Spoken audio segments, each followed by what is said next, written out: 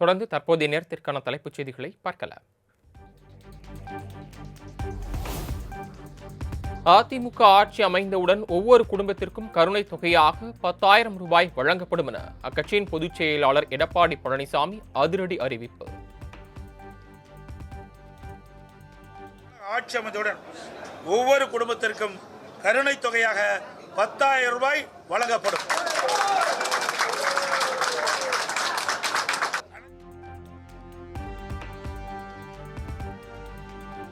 மீன்பிடி தடைக்கால நிவாரணம் 8,000 12,000 உயர்த்தி வழங்கப்படும் எனவும் வாக்குறுதி. 12,000 ரூபாயாக உயர்த்தி வழங்கப்படும். மீன்பிடி தடைக்காலங்களில் மீனவர்களுக்கு தற்போது வழங்கப்பட்டு வரும் நிவாரணத் தொகை 8,000 ரூபாய்.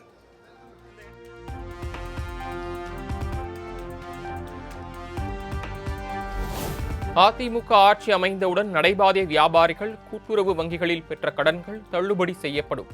இனி ஆண்டுதோறும் பொங்கல் பரிசு தொகுப்புடன் 1000 ரூபாய் வழங்கப்படும் எனவும் எடப்பாடி பழனிசாமி தேர்தல் வாக்குறுதி. தொகுப்புடன் சேர்ந்து 1000 ரூபாய் பொங்கல் பரிசாக வழங்கப்படும். வரும்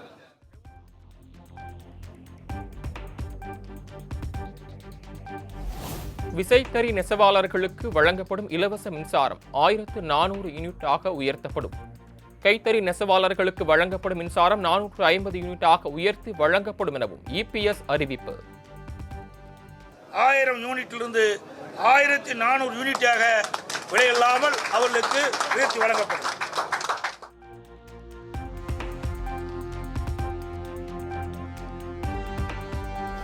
தேசிய ஜனநாயக கூட்டணியில் விரைவில் தொகுதி பங்கீடு குறித்து பேச்சுவார்த்தை தொடங்குவோம். கூட்டணிக்கு தலைமை வகிக்கும் அதிமுக பொதுச் செயலாளர் எடப்பாடி பழனிசாமி அறிவிப்பு. எங்களை என்னென்ன நிறைவேற்று பேச்சுவார்த்தை நடத்திட்டோம். ஆனால் எந்தெந்த கட்சிக்கு எவ்வளவு தொகுதி நிர்ணயிக்கல. விரைவாக நாங்கள் பேச்சுவார்த்தையை தொடங்குவோம். நிறைய கட்சியை நம்பித்தான் அவர்கள் தேர்தலே போட்டு.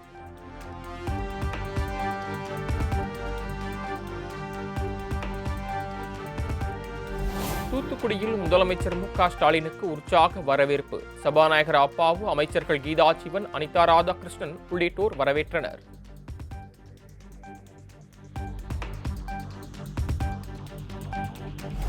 மறைந்த முன்னாள் முதலமைச்சர் ஜெயலலிதாவின் 78வது பிறந்த நாள் கொண்டாட்டம். சென்னை ராயப்பேட்டை அதிமுக தலைமையகத்தில் உள்ள அவரது உருவ சிலைக்கு எடப்பாடி பழனிசாமி மாலை அணிவித்து மரியாதை.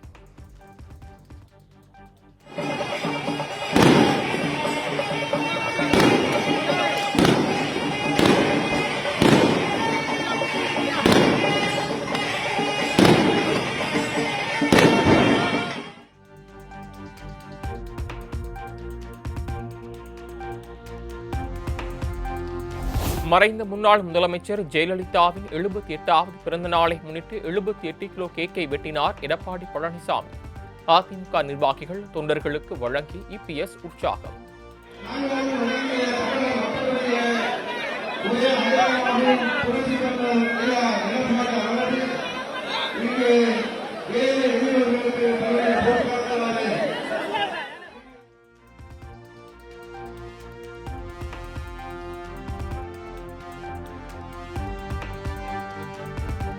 பெண்களுக்கு அதிகாரம் அளித்தல், சமூக நீதியில் தலைசிறந்த ஆட்சியாளராக திகழ்ந்து மக்களின் இதயங்களிலும் மனங்களிலும் இடம் பிடித்தவர். மறைந்த முன்னாள் முதலமைச்சர் ஜெயலலிதாவின் பிறந்த நாளை முன்னிட்டு பிரதமர் மோடி புகழார்.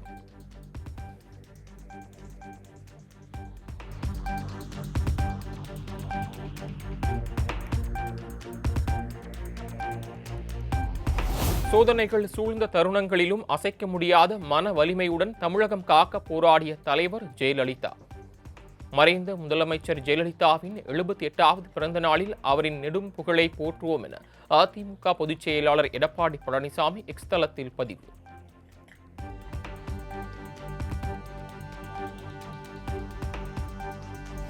எல்லோரும் எல்லா வளமும் பெற வேண்டும் என்று தன்னை அர்ப்பணித்துக் கொண்டு தவ வாழ்வு வாழ்ந்தவர் முன்னாள் முதலமைச்சர் ஜெயலலிதா. ஜெயலலிதா புகைப்படத்திற்கு மாலை அணிவித்து மலர் தூவி செங்கோட்டையன் மரியாதை.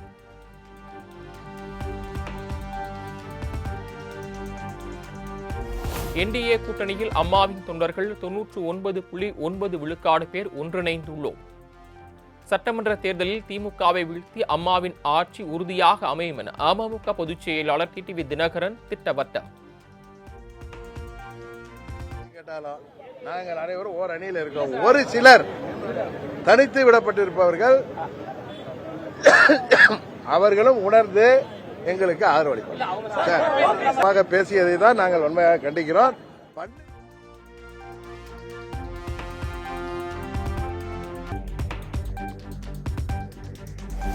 கமுதியில் நடைபெறவுள்ள ஜெயலலிதா பிறந்தநாள் பொதுக்கூட்டத்தில் கலந்து கொள்ள மதுரை சென்றடைந்த சசிகலா விமான நிலையத்தில் தொண்டர்கள் உற்சாக வரவேற்பு.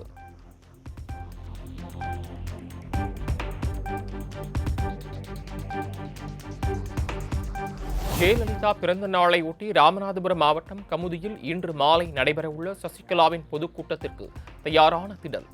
புதிய கட்சி குறித்த அறிவிப்பை இந்த கூட்டத்தில் சசிகலா அறிவிப்பார் என எதிர்பார்ப்பு.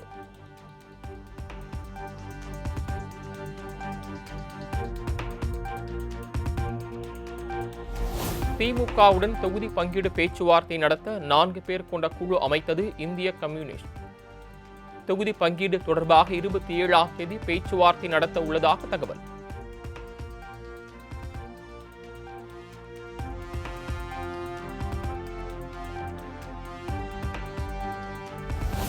வேலூரில் விஜய் பங்கேற்ற நிகழ்ச்சிக்கு எந்தவித கால தாமதமும் இன்றி அனுமதி வழங்கப்பட்டது.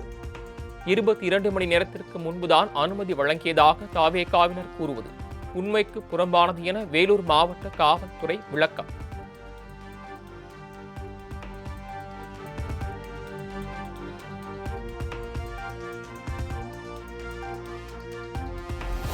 தமிழ்நாட்டில் 8 IAS அதிகாரிகளை இடமாற்றம் செய்து அரசாணை வெளியீடு.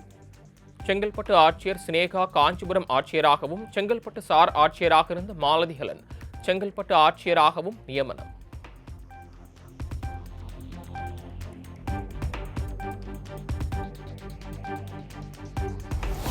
TNPSC தேர்வு கட்டுப்பாட்டு அலுவலராக இருந்த சண்முக சுந்தரம் மாநில தேர்தல் ஆணைய செயலாளராக நியமனம்.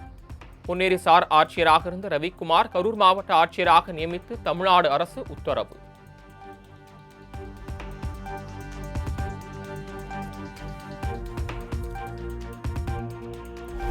டெல்லியில் 27 ஆண்டுகளுக்கு பிறகு நடைபெறும் மாநில தேர்தல் ஆணையர்களின் தேசிய வட்டமேசை மாநாடு. இந்திய தேர்தல் ஆணையத்தில் நடத்தப்படும் இந்த மாநாட்டில் தேர்தல் நடைமுறைகள் குறித்து ஆலோசனை.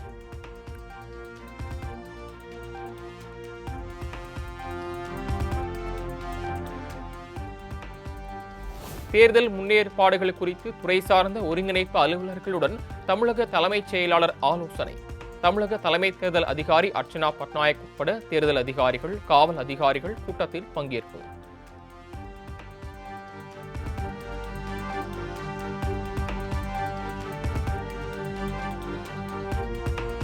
சென்னை கடற்கரை செங்கல்பட்டு மார்க்கத்தில் ஏற்கனவே 44 ரயில் சேவை ரத்து செய்யப்பட்ட நிலையில் மேலும் 49 ரயில் சேவை ரத்து. 204 ரயில்கள் இயக்கப்பட்டு வந்த நிலையில் அது 164ஆக குறைக்கப்பட்டு தற்போது 115ஆக மேலும் குறைந்ததால் பயணிகள் கடும் அவதி.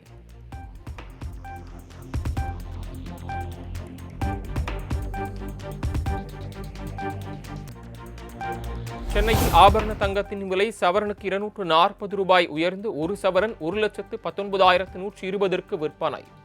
கிராமுக்கு 30 ரூபாய் உயர்ந்து 1 கிராம் தங்கம் 14,890க்கு விற்கப்படுகிறது.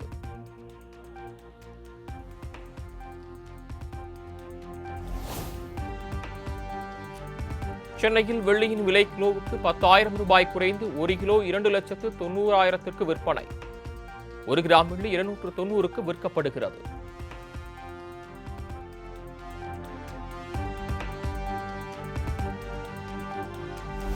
வரி விதிப்பு விவகாரத்தில் விளையாட நினைத்தால் அதிக வரி விதிக்கப்படும் என உலக நாடுகளுக்கு ட்ரம்ப் எச்சரிக்கை. வரி விதிப்புக்கு அமெரிக்க நாடாளுமன்ற ஒப்புதலை பெற தேவையில்லை என அதிபர் ட்ரம்ப் கருத்து.